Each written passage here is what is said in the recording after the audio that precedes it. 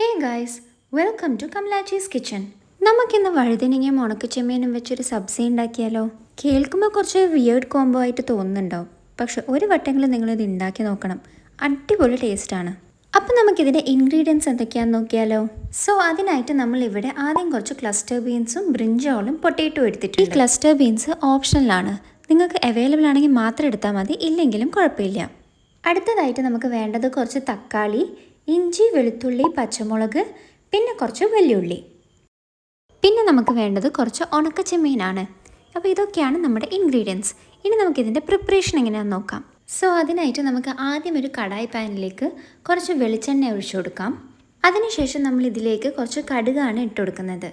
കടുകൊന്ന് പൊട്ടിയതിന് ശേഷം നമുക്ക് അതിൻ്റെ ഒപ്പം കുറച്ച് ജീരകവും കൂടി ഇട്ടുകൊടുക്കാം. നമ്മൾ ഇട്ടുകൊടുത്ത ജീരകമൊക്കെ ഒന്ന് ചെറിയ ലൈറ്റ് ബ്രൗൺ കളറായി വരുമ്പം നമുക്ക് നേരത്തെ നമ്മൾ മുറിച്ച് വെച്ചിരുന്ന വലിയ ഉള്ളി ഇട്ട് കൊടുക്കാം.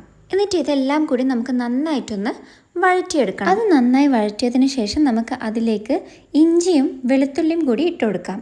എന്നിട്ട് ഇതും കൂടി നമുക്ക് നന്നായിട്ടൊന്ന് വഴറ്റണം.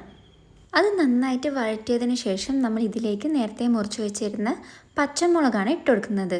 ഒരു 4 പച്ചമുളകോളം നമ്മൾ ഇട്ട് കൊടുക്കുന്നുണ്ട്. അതിനുശേഷം നമ്മളിതിലേക്ക് പൊടികളാണ് ഇട്ട് കൊടുക്കുന്നത്. നമ്മൾ അതിനായിട്ട് ആദ്യം കുറച്ച് മുളക് പൊടി ഇട്ട് കൊടുത്തിട്ടുണ്ട്. പിന്നെ നമ്മൾ അതിൻ്റെ ഒപ്പം കുറച്ച് മഞ്ഞൾപ്പൊടിയും കൂടി ഇട്ട് കൊടുത്തിട്ടുണ്ട്. ഇനി നമുക്കിതെല്ലാം കൂടി നന്നായിട്ടൊന്ന് വഴറ്റിയെടുക്കണം. അതിനുശേഷം നമ്മൾ നേരത്തെ മുറിച്ച് വെച്ചിരുന്ന തക്കാളിയും പിന്നെ ആവശ്യത്തിനുള്ള ഉപ്പും കൂടി നമ്മൾ ഇതിലേക്ക് ഇട്ട് കൊടുക്കുന്നുണ്ട്. എന്നിട്ട് ഇതൊക്കെ കൂടി നന്നായിട്ടൊന്ന് വഴറ്റിയെടുക്കാം. അതിനുശേഷം നമുക്കിതിലേക്ക് കുറച്ച് ക്ലസ്റ്റർ ബീൻസ് ഇട്ട് കൊടുക്കാം. ഇതില്ലെങ്കിലും കുഴപ്പമൊന്നുമില്ല.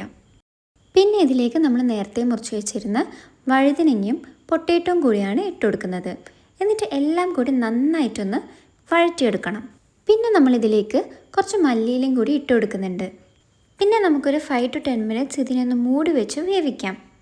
അതിനുശേഷം നമ്മുടെ വെജിറ്റബിൾസൊക്കെ നന്നായിട്ടൊന്ന് വെന്ത് വന്നു കഴിഞ്ഞാൽ നമ്മൾ നേരത്തെ കാണിച്ചിരുന്ന ഉണക്കച്ചെമ്മീൻ നമുക്ക് ചേർത്ത് കൊടുക്കാം. നമ്മൾ ഓൾറെഡി കഴുകി വറുത്ത് വെച്ച ഉണക്കച്ചെമ്മീനാണ് നമ്മൾ ഇട്ട് കൊടുക്കുന്നത്. ഇനി നമുക്ക് എല്ലാം കൂടി നന്നായിട്ടൊന്ന് മിക്സ് ചെയ്തെടുക്കാം.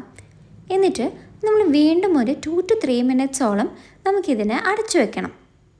അപ്പോൾ നമ്മളിതിൽ ഇട്ടെടുക്കുന്ന എല്ലാം തന്നെ നന്നായിട്ടൊന്ന് വെന്ത് വന്നു കഴിയുമ്പോൾ നമുക്ക് ഫൈനലായിട്ട് കുറച്ച് മല്ലിയിലയും കൂടി ഇട്ടുകൊടുത്ത് കഴിഞ്ഞാൽ നമ്മുടെ അടിപൊളിയായിട്ടുള്ള വഴുതനങ്ങ ഉണക്കച്ചെമ്മീൻ സബ്സി ഇവിടെ റെഡിയാവും. ഇത് നമുക്ക് ചോറിൻ്റെ ഒപ്പം ചപ്പാത്തീൻ്റെ ഒപ്പം ഒക്കെ കഴിക്കാൻ പറ്റുന്ന ടേസ്റ്റി ആയിട്ടുള്ളൊരു സബ്സിയാണ്.